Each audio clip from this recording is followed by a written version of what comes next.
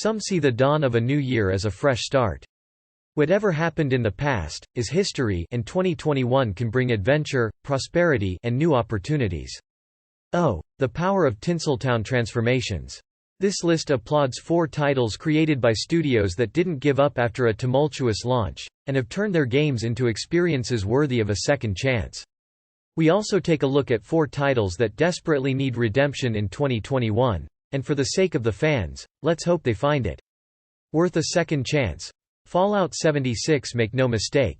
Even after 2 years, Bethesda still hasn't managed to squash every bug in Fallout 76.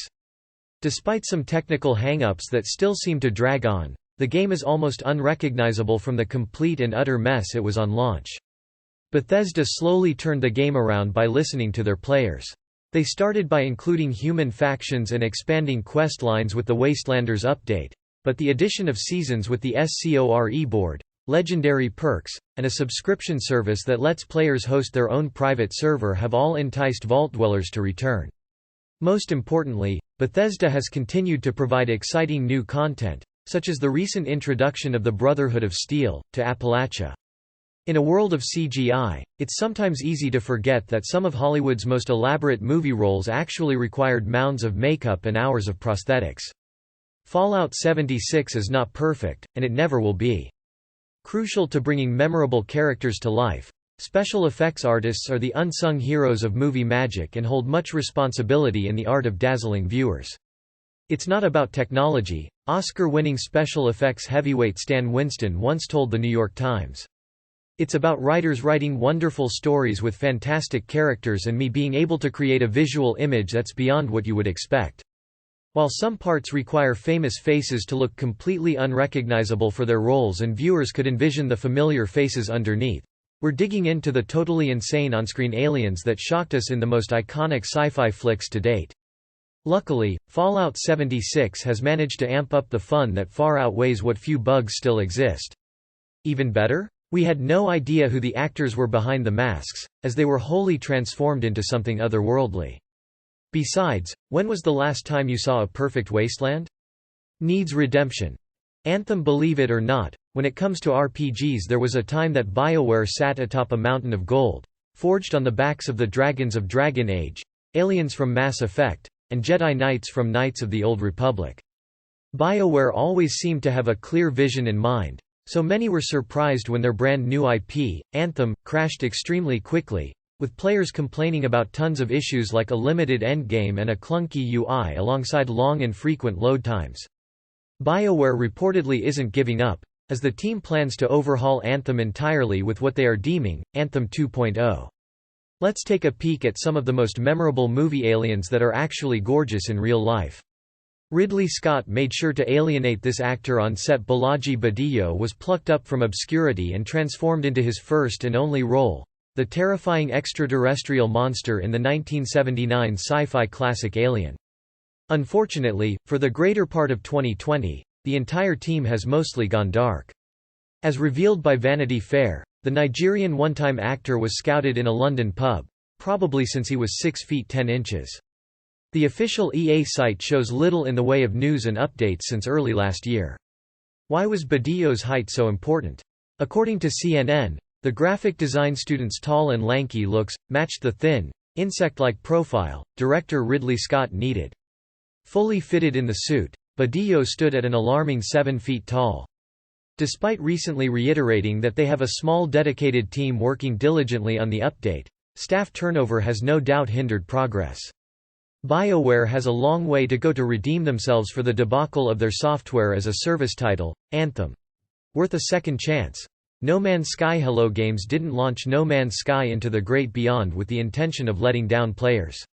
From the onset, it is highly unlikely that No Man's Sky was released with the ambition to be an award-winning, masterpiece of a title. However, it was difficult to see in the costume, which was also incredibly warm, meaning it could only be worn in 15-minute increments to avoid overheating. Although he was good-looking in person, the rest of the cast was still afraid of Badillo.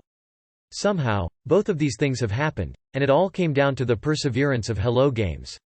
No Man's Sky could have recoiled at the backlash, attempted modest fixes, and ultimately faded into obscurity, but that isn't what happened at all. The film's leading lady, Sigourney Weaver, mused to The Telegraph in 2010, "Balaji was about 7 feet tall and looked like he came from a different universe anyway." She then recalled, "Ridley was very careful not to have him standing around, drinking tea with us during breaks, and because he was kept apart from us and we never chatted, when it came to seeing him as this creature during a scene, it was electrifying. It didn't feel that we were acting scared at all. This diva's air of sadness came alive in the real world." Model and actress Maiwen Lebesco's rise to playing a blue-skinned alien beauty in The Fifth Element wasn't intentional, but the story ended as tragically in real life as her somber portrayal of the opera-singing diva. Lebesco's husband at the time was Luc Besson, aka Instead. The development team pushed back with the next update, which was their first huge update that included multiplayer, something that some players expected on launch, but was sadly missing. The content updates began to snowball from there with graphical updates, improved combat, derelict freighter exploration and much more. The 1997 movie's director.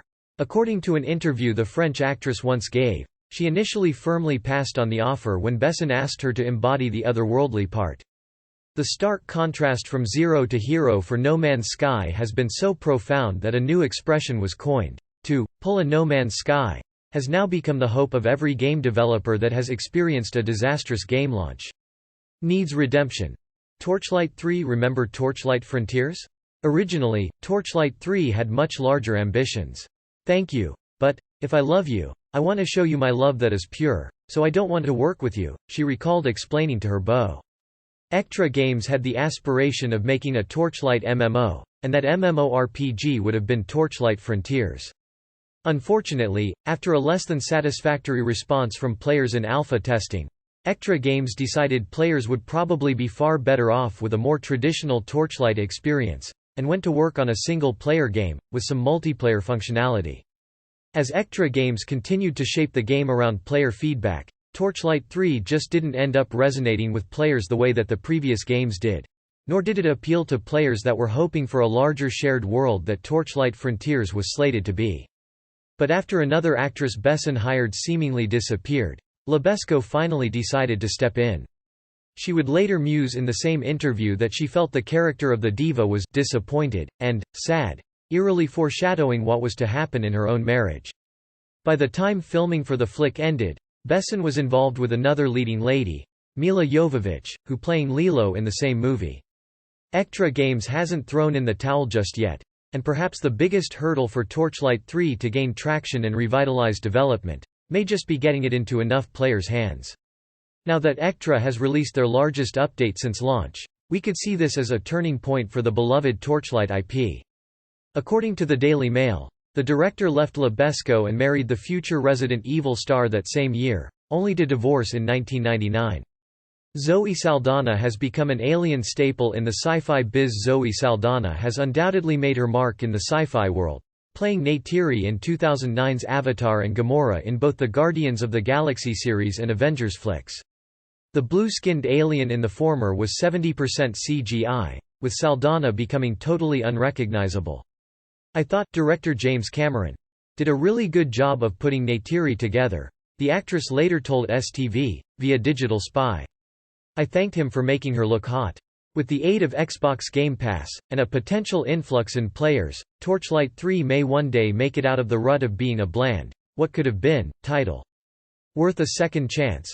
Sea of Thieves. Rare was a powerhouse of a development studio back when older consoles like the SNES and the N64 roamed the earth. Rare is well known for beloved games like Banjo-Kazooie, Perfect Dark, and Conker's Bad Fur Day. Where's My Sequel, Rare? Their latest titles in the post-Microsoft acquisition era have been hit and miss, and one of those massive, miss, titles happened to be Sea of Thieves. Some might say a pirate-themed MMO is kind of an uphill battle. Atlas has struggled to hold a respectable player base in early access, and we all know what happened to Pirates of the Burning Sea, despite a small community effort to keep it going. I mean, Neytiri is very sexy and lean with a really cute bod. It looked like Sea of Thieves was headed in the same direction of many of those other pirate games, as lack of content, cheating, and rampant griefing had players swimming away as fast as possible. Rare could have thrown in the towel, and ignored player feedback in lieu of their own swashbuckling vision, but they took the criticism in stride, and started to swiftly address problems with each new free DLC they released. With quality of life improvements, extensive content additions, and consistent expansions 5 so far, Sea of Thieves has amassed a significant following with over 15 million players, which includes Game Pass subscribers, and over 1 million sales. The game has also recently seen its highest concurrent player record reached on Steam since the launch of the game, which means Sea of Thieves has made quite the comeback over the past 8 months. I'm in pretty good shape, but I don't look that buff. However, by the time she starred in 2014's Guardians of the Galaxy, being known as an intergalactic starlet was perhaps starting to get on Saldaña's nerves. I'm not a sci-fi sex symbol. I don't know why I'm always in space. Maybe being a space babe moves me, the Star Trek actress told the new paper, adding, as a woman, particularly a woman of color, the roles, set on Earth, are a little too typical for me. While elaborating on this sentiment to the Daily Telegraph's Stellar magazine in 2017, Saldaña noted that the sci-fi genre makes her feel superhuman, because it doesn't focus on the color of my skin or my gender or my cultural background. This actor's own agent didn't even recognize him on set. Eric Bana got the Romulan transformation playing bad guy Nero in the 2009 reimagination of Star Trek. Complete with facial tattoos and his species' signature ears, the Aussie actor looked so different, his own agent didn't even recognize him on set. I could tell in the script that I would be unrecognizable, and those opportunities in Hollywood are so rare, Bana told the Sydney Morning Herald, revealing that he'd spend 3 hours every day just sitting in the makeup chair. It was amazing, the first time you put it on and you realize that you can't read facial expressions. Everything you've done before is in the bin because if you do that the audience won't see your face move at all. So you're sort of having to push through the prosthetics. Clearly, Bana did a great job of it. If you haven't played in a while, 2021 may be the time to set sail and grab some booty. Needs redemption. Marvel's Avengers was widely hyped prior to launch, but if our own Player's Choice Awards are any indication, the not-so-superhero game was 2020's biggest disappointment. To cut right to the heart of the issues is as simple as using the time stone and going back to beta, where multiplayer wasn't playable at all. The limited level cap of beta prevented players from experiencing many of the other problems, some of which persist still to this day. Crystal Dynamics made quite a few lofty promises, including an ongoing, consistent release schedule of new characters, and raid-like content for players looking to challenge the toughest content for the best rewards. The film was met with critical acclaim, and years later, he's still delighted when fans realize it's him under the mounds of makeup. I still get people today who just saw Star Trek and had no idea, he told HuffPost's CA in 2013, adding, "That's a huge kick." No raid content has materialized, and the one character that has been released since launch, Kate Bishop, was a welcome addition, but a far cry from any of the popular Avengers that players were hoping for. No, I love that. Sofia Boutella's alien look came with 4 hours in the makeup chair. Algerian beauty Sofia Boutella was graced with an Oscar-nominated makeup team behind her Star Trek Beyond character, Jayla, in 2016. With limited character builds and lackluster gear drops, the entire game may not need to go back to formula. But it certainly requires a lot of work before it can recover from the catastrophic launch that lost it 96% of its player base since release. Worth a second chance. Final Fantasy XIV. Many developers acknowledge when players have a problem with their game, and agree to fix it, but few developers smash the panic button and stop further development altogether to make things right like Square Enix did with Final Fantasy XIV. Before A Realm Reborn, Final Fantasy XIV wasn't just rife with poor mechanics, but it also had its fair share of technological hurdles too. Playing a warrior decorated with black facial lines and an incredibly defined forehead, Boutella was totally unrecognizable to fans. Joel Harlow, the Academy Award-winning makeup artist responsible for her look, dished to Inverse about the painstakingly long 4-hour process of making Jayla come to life. It's deceptively elaborate with lots of intricate dissections. The challenge was to strike a balance and blend it to where you don't know where the prosthetics are. The game lost a substantial amount of money, and it soon became clear that the game in its current state wouldn't survive for very long. Naoki Yoshida was tasked with turning the game around, and through a lot of restructuring and feedback, Final Fantasy: A Realm Reborn launched. It's highly unlikely that anyone reading this right now tried the original Final Fantasy XIV and thinks that the game is still in that state. Final Fantasy XIV has gone beyond what A Realm Reborn started, with Shadowbringers, which expanded a lot of the content, added new jobs, new races, new areas and so much more. If you gave Final Fantasy XIV a shot when A Realm Reborn launched but it didn't really catch your interest, FFXIV has evolved into one of the best MMORPGs on the market currently. Getting started in 2021 may be a great time, as we may see a new expansion announced in the near future. Needs redemption. Cyberpunk 2077. Sometimes it is hard to believe that the most anticipated game of 2020, Cyberpunk 2077, devolved into one of the most scandalous gaming stories of 2020. The mouth, nose, and chin are Sophia. Otherwise, everything else is all a prosthetic. The result truly made it impossible to tell what part of her is real and what was created by Harlow. So, how did Batella feel about having to endure hours of makeup every day? She loved it. With lawsuits pending and a wide disparity in experiences between platforms, what happened at CD Projekt Red? It all seems to boil down to the chums on CDPR's management board willfully dismissing the performance issues that made the game wholly unplayable on the original last-generation consoles. The game caused such a hassle due to refunds, Sony removed it from the PlayStation Store. I've never done prosthetics before. Even when you set aside the problems on last-generation consoles, many players still complained about visual bugs, exploits, missing, or supposedly hidden, features, and a lack of variety between life paths. I like that second skin, she told Film Is Now. CD Projekt Red has committed to fixing these issues, given enough time. They hope to restore the reputation they worked hard to build, signifying that the cost to do so is irrelevant and warranted.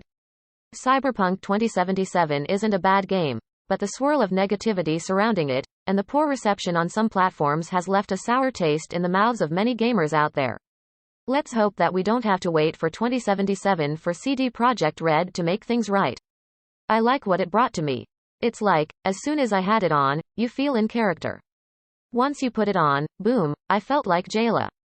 John Travolta went alien chic in space. While most of the sci-fi flicks on this list have generally been well received, Roger Christian's 2000 box office flop, Battlefield Earth, is memorable for simply being bad, and for what it did to poor John Travolta. Adapted from the 1982 novel of the same name, Travolta plays Turl, an alien of the breed Cyclos. As The Telegraph noted at the time, the Grease star was decked out in bad teeth, metallic green eyes, flapping brows, nostril tubes, oversized claws, lank dreadlocks hanging down the front, and half a Martha and the Vandellas beehive stuck on the back. Yikes. The script wasn't any better, and the whole thing was nominated for 10 Razzies. The icing on the cake? The flick went on to win Worst Picture of the Decade in 2010, which caused the film's screenwriter, J.D. Shapiro, to pen a hilariously apologetic and lengthy letter to the New York Post explaining what went wrong. My script was very, very different than what ended up on the screen, he wrote in part, adding, what my screenplay didn't have was slow motion at every turn, Dutch tilts, campy dialogue, aliens in kiss boots, and everyone wearing Bob Marley wigs. Nevertheless, the film truly did transform its leading star, from Travolta's wild hair to the complete nosedive his career took afterward. Simon Pegg got to play a portly alien in Insane Heat. Simon Pegg has made it very clear over the years that he's a die-hard Star Wars fan, so it's no wonder he detailed his love affair with the franchise in an article penned for Empire after landing a minor role in Star Wars: The Force Awakens. Scratching your head and wondering who the English actor played in the 2015 flick? Take a look at junk trader Unker Plutt. The slender Pegg remarkably transformed into the portly-looking character thanks to a combination of makeup, prosthetics, a suit, and digital effects. I think they did a little bit of CG enhancement on the inside of the mouth. So yeah, brilliant, the film's Creature Shop head Neil Scanlon said in an interview with Nerdist, via Business Insider. Stretch the eyes and stretch the mouth, and gave it that sort of twist to make it feel like it couldn't just be a person in a suit. However, the suit itself was an entirely other debacle. I was wearing that in 50-degree heat, Celsius, Pegg revealed on the Graham Norton show. I had these big rubber, silicone gauntlets, which were my fingers, and when I took them off, I could pour the sweat out. And if you're interested, your sweat is a sort of milky color. You won't want to cling on to this alien. Idris Elba joined the Star Trek crew in 2016 Star Trek Beyond, playing an entirely new villain for the franchise, Krall.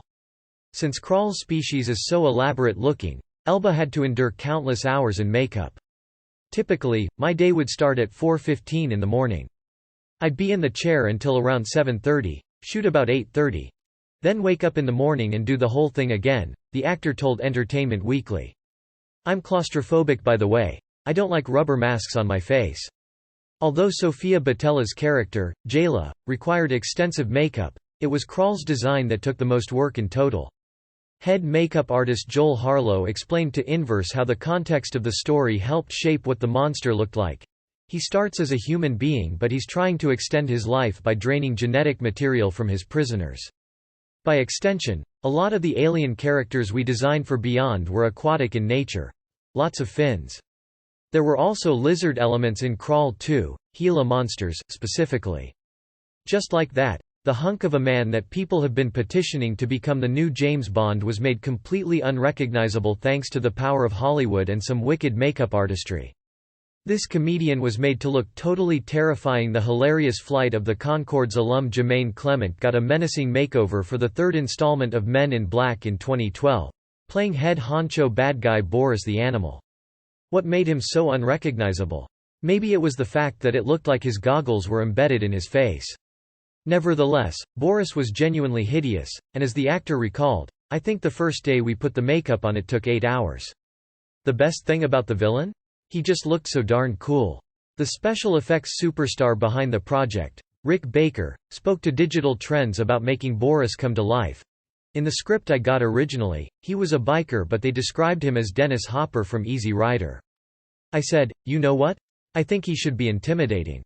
He should be a bearded, dark-haired, Vata **F*** king biker from space. Apparently, the costume was so outlandish, Clement himself lived quite the lonely life when he wasn't decked out as Boris, dishing to New Zealand stuff. When I would turn up for lunch without my makeup on, no one would talk to me as they didn't know who I was. This redhead looks totally blue thanks to Hollywood magic. Red-haired actress Karen Gillan hides her locks as the blue-bodied villain Nebula both in the Guardians of the Galaxy and Avengers franchises. So popular was her small character in the first Guardians flick that by the time 2019's Avengers Endgame was created, she was pretty much front and center, rubbing shoulders with Robert Downey Jr.'s own Tony Stark, Iron Man. I feel so lucky that this small character that I played in the first Guardians film got to evolve and develop so much, the actress told the Daily Beast, adding, I'm extremely grateful, is the main word. That said, Gillan admitted the costume was hard to wear. It's just a feeling of claustrophobia because I'm completely enclosed, the Scottish starlet explained in an interview with Variety. It's a second skin that's glued to me, it's not painted. It's all over, and so I can't really move my face very much, you know? It's a weird sensation, and it's one that isn't the nicest of sensations but it does look really cool and does help with the character. She then hilariously added, I think it's stopping me from overacting. Endearingly enough, Gillan never thought she would play a superhero villain, quipping to Variety, especially for me, I'm from the top of Scotland in the middle of nowhere. Those are movies from a magical land called Hollywood that doesn't actually exist. Brian Prince got to play this agile alien terror. Brian Prince was utterly transformed as the titular Predator in 2018's fourth installment of the classic sci-fi franchise. Much like Balaji Badillo, who landed the role as the original alien, Prince is remarkably tall, coming in at about 7 feet tall, according to Den of Geek. I got really lucky, he told the mag. I was originally an art student in Atlanta, I draw comics and do illustrations and stuff. I was in Seattle, Washington, in a parkour gym. I've done parkour for 9 years. However, Prince wasn't a total newcomer, having previously used his athletic abilities to snag roles as a stunt extra on The Walking Dead, Captain America, Civil War, and Black Panther. After showcasing his abilities in a video to the film's producers, the buff parkour vet got a call from the Predator's stunt coordinator. This creature's a lot more mobile, Prince explained. In the other films, they'd move, for sure. But a lot of the times, in the first one, there wasn't a lot of agile movement. So with this one, for me, they're throwing me through things. Unlike Aliens Badillo, whom the cast was intimidated by off-camera, Prince's co-stars thought he was a total sweetie. Olivia Munn said to me, "There's no way you can play the Predator, you're too nice." He certainly proved her wrong. Korg. The Polynesian? Thor. Ragnarok director Taika Waititi did a lot more than just transform the franchise into a quirky comedy. He also lent his voice to the character of Korg, a massive creature made of rocks. Speaking to reporters at the Disney Studios, via Vanity Fair, the Kiwi-born director dished that he originally wanted Dwayne "The Rock" Johnson for the role of the hulking beast. However, there wasn't enough chicken and salmon in New Zealand to sustain both him and Chris Hemsworth. Alas, the task fell on Waititi himself. As it turns out, Korg quickly became a fan favorite in the already incredibly well-received flick, due to his unique accent. Waititi talked to The Last Leg about the inspiration behind The Gentle Giant. In New Zealand, we have a lot of Polynesian bouncers. They have very delicate souls, very lovely people. That's how they talk. So it's very intimidating, trying to get into a nightclub. Fans have clearly welcomed the soft-spoken Cronenbreed with open arms and will surely be looking for him again in 2021's fourth installment. Pom Klementieff played this bug-eyed beauty. Pom Klementieff joined the cast of Guardians of the Galaxy for the series sequel as the insect-looking Mantis, a humanoid alien that sports some crazy anime-looking eyes and antennae on her head. The artists were amazing. The actress gushed to Metro, explaining that although she wore prosthetics at the beginning of her forehead, the rest was pretty much CGI, meaning her time in the makeup chair wasn't as brutal as, say, co-star Zoe Saldana's grueling green body makeup. Although the film received relatively high reviews, original comic writer and co-creator of the character, Steve Englehart, unfortunately wasn't too impressed. "Well, I was not happy with Mantis' portrayal," he told Polygon. "That character has nothing to do with Mantis. It turns out that Klementieff didn't even read the comics before filming, because director James Gunn told her not to. I wanted to and I asked James if first should and he said, 'No, you don't need to,'" she revealed to Screen Rant. "Because I knew his version was so different from the pictures and drawings that I saw, that, it would kind of F***k up the, Considering she reprised her role in the Avengers franchise and will also star in the third installment of Guardians, we'd say the French actress is doing just fine.